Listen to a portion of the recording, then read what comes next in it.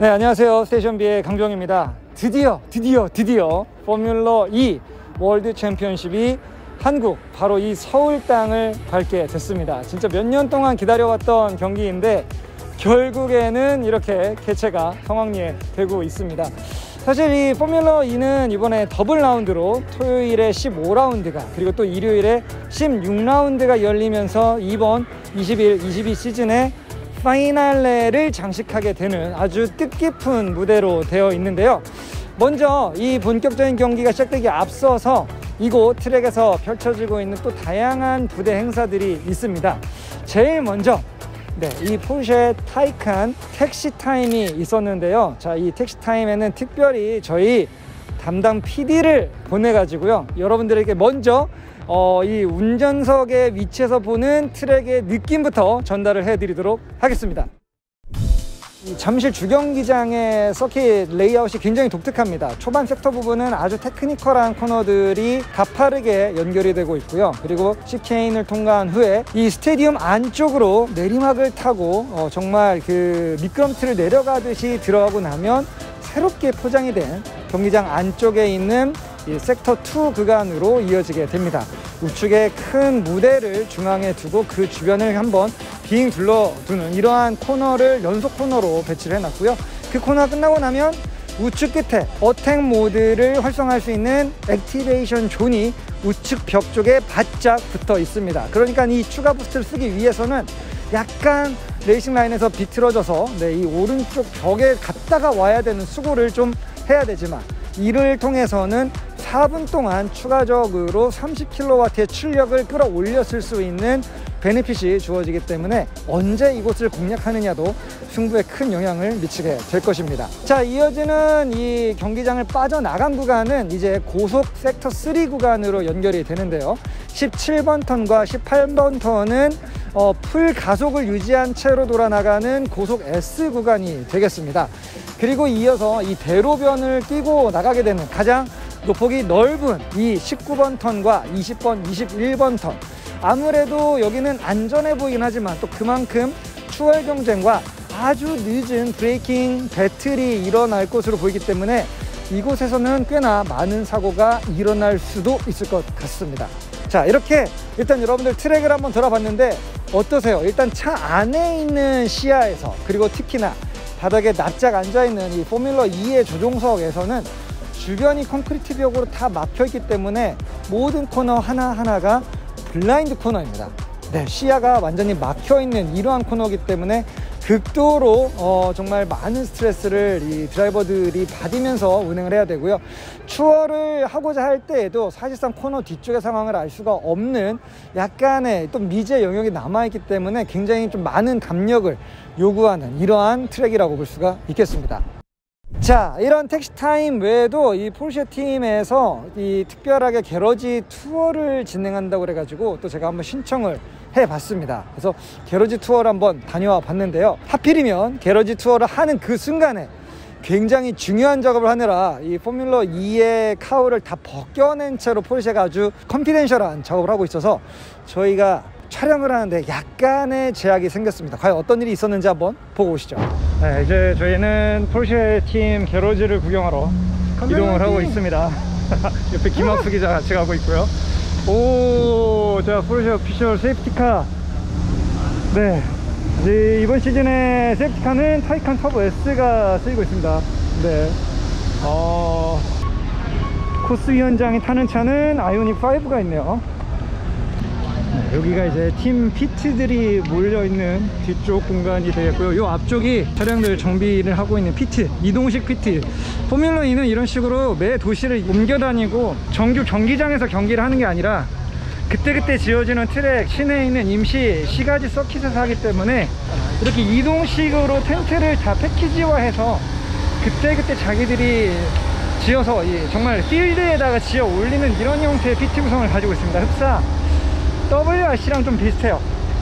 다른 온로드 레이싱은 트랙에서 열리기 때문에 트랙 안에 이렇게 원래 다 지어져 있는, 건설되어 있는 PT 건물을 이용하게 되는데, 그렇죠, 포뮬러 2는 정식 경기장이 아니기 때문에 그때그때마다 야지에다가 없는 곳에서 이렇게 모여서 유를 창조해 가지고 부스를 만들어 놓고 차를 정비할 수 있는 이러한 인프라를 지어 올리게 됩니다. 여기가 아마 그 촬영이 아예 안 될 수도 있어요. 아 정말요? 아예 앞에만. 왜냐하면 이게 저희가 네. 드라이브 트레인 그런 게 나오면 안 돼가지고 네. 이거 아예 촬영을 못 하실 거예요. 이거 들어갈 때는.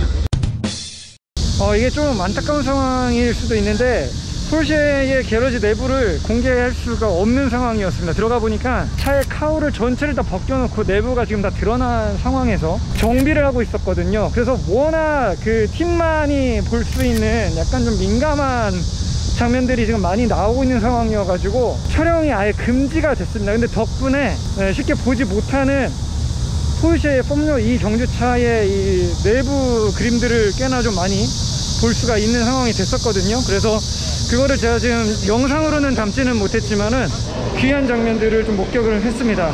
그 후륜 쪽에 이 완전히 그 카본 쉘 안으로 들어가 있는 파워트레인, 기어박스 이런 부분들에 대한 목격, 그리고 그 뒤쪽에 서스펜션 링크들에 대한 구조들, 그리고 완전히 이 그 카본으로 두께가 한 이 정도쯤 되어 보이는 드라이브 샤프트, 네, 그리고 이제 이 냉각 라인, 그리고 또 이제 마침 팀이 배터리 충전을 하고 있었는데 그 충전구 단자의 뭐 위치라든지 뭐 이런 부분들도 모든 걸 다 굉장히 바로 코어 앞에서 확인할 수 있는 이런 상황이었습니다. 그래서 그 충전을 이제 꽂고 빼고 할 때에는 전담 이 미케닉이 그 방전용 고무 장갑과 그리고 헬멧과 그리고 또 이제 이 팔 쪽을 보호하는 이런 추가적인 어떤 보호 장구들을 착용을 하고 이 충전기를 빼고 그리고 이제 그 자리에 다시 모터와 배터리 팩을 연결해주는 굉장히 굵은 이 전선 하네스를 끼워주는 이런 장면들도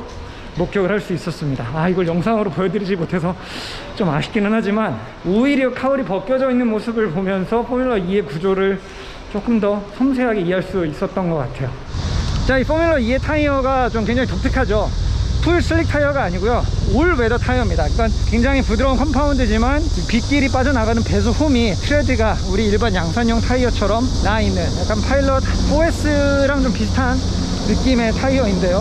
근데 이 타이어를 가지고 비가 오는 날씨에서부터 마른 노면에 이르기까지 정말 이 한 가지 그 타이어 패턴을 가지고 선수들은 차에 적응을 해야만 합니다. 그럼 어떻게 보면 괜찮은 조건이고 어떻게 보면 굉장히 좀 까다로울 수 있는, 양쪽 노면에서 다 뭐랄까요, 어느 정도 약간의 그 손해를 좀 감수해야 되는 이러한 패턴이기도 한데, 어쨌든 타이어 하나로 모든 날씨를 다 커버를 할 수 있는 그런 타이어를 만드는 게 결과적으로는 양산형 타이어의 기술 개발에도 좋은 피드백을 줄 것이기 때문에 저는 이러한 좀 상식의 틀을 깼던 미슐린의 접근법을 굉장히 좀 좋아했어요. 왜 꼭 타이어는 마른 노면 전용이거나 수중 전용으로만 만들어야 돼, 이런 생각 자체를 그냥 한번 바꿔버린 거죠. 그런데 이제 재밌는 건 오랫동안 미슐린이 공식적인 포뮬러 2 타이어 공식 공급 업체로 활동을 하다가 다음 시즌부터는 한국 타이어에 포뮬러 2 전용 타이어가 또 새롭게 공급이 될 예정이라고 하는데요.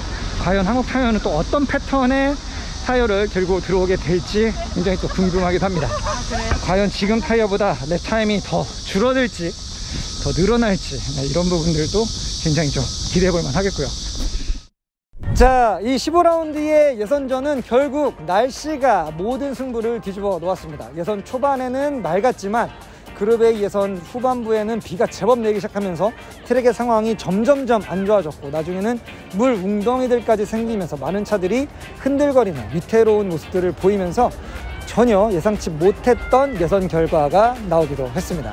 네, 그리고 이렇게 세션과 세션 중간에 둘러볼 수 있는 여러 가지 부대 시설들도 이 넓은 잠실 경기장의 면적을 이용해서 꽤나 알뜰하게 준비가 되어 있는 것도 확인할 수가 있었습니다. 각 브랜드가 준비한 이 빌리지 브랜드 쇼룸에서부터 시뮬레이터 체험존이라든지, 그리고 또 첨단 IT 가상 체험 공간 등 아이들 가족 단위로 나와도 즐길 만한 요소들도 꽤나 많이 보였습니다. 하지만 뭐니 해도 이 결승에 아주 박진감 넘치는 경기가 15라운드의 가장 큰 백미였습니다. 여전히 비는 그치지 않았고, 이 출발하면서부터 완전히 젖어있는 노면에서의 혼전이 예상됐는데요. 첫 코너를 무사히 빠져나갔던 이 22대의 대열들은 결국 첫 번째 오프닝 랩의 거의 마지막 코너인 20번, 21번 코너에서 7중 추돌, 네, 이 복합 사고가 나면서 레드 플래그가 발령되고 경기가 일단 완전 중단되는 사태에 빠지게 되었습니다. 수십 분이 지난 후에 경기는 다시 재개가 되었고요. 예선 폴포지션을 차지했던 마인드라의 롤랜드 선수 같은 경우에는 초반 스타트에서의 어떤 실수로 인해서 이 2위권으로 경기를 마감하게 됐고, 지금 현재 시즌 종합 2위권을 달리고 있는 미치 에반스 저기요 TCS 팀의 선수가 결국에는 처음 열린 한국 이프리의 우승 주인공이 되었습니다. 루카스 디 그라시가 포디움의 마지막 자리 3위 자리를 차지하면서 15라운드는 끝이 났습니다.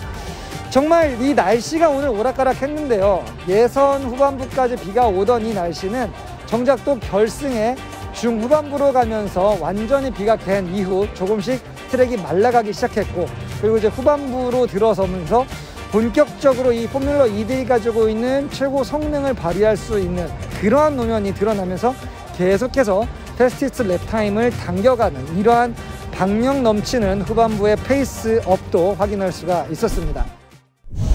이번에 이 열린 서울 이프리는 사실 저도 좀 걱정이 많았습니다. 뭐 몇 번 이렇게 개최됐다가 또 불투명해졌다가 했던 이런 부분들도 있지만, 선수의 관점에서 봤을 때는 일단 이 이프리의 그 트랙 레이아웃 이런 부분들이 뭔가 선수들이 좀 마음껏 달리기에는 너무 좁고 또 지나치게 구불구불한 거 아닌가라는 약간의 우려도 있었거든요. 하지만 막상 이 포뮬러 2 선수들이 여기서 주행하는 거를 목격하고 나니까 역시 월드 챔피언십의 레벨은 다르기는 다르구나 라는 거를 느꼈습니다. 진짜 이렇게 좁고 구불구불하고 또 시야가 극도로 제한되어 있고, 게다가 대부분의 시가지 서킷들이 그렇기는 하지만 특히나 이곳 서울 이프리 트랙은 노면 상태가 굉장히 안 좋았습니다. 이 스테디움 안쪽에 새로 포장을 한 이 부분은 신규 포장과 비 때문에 미끄러웠고요.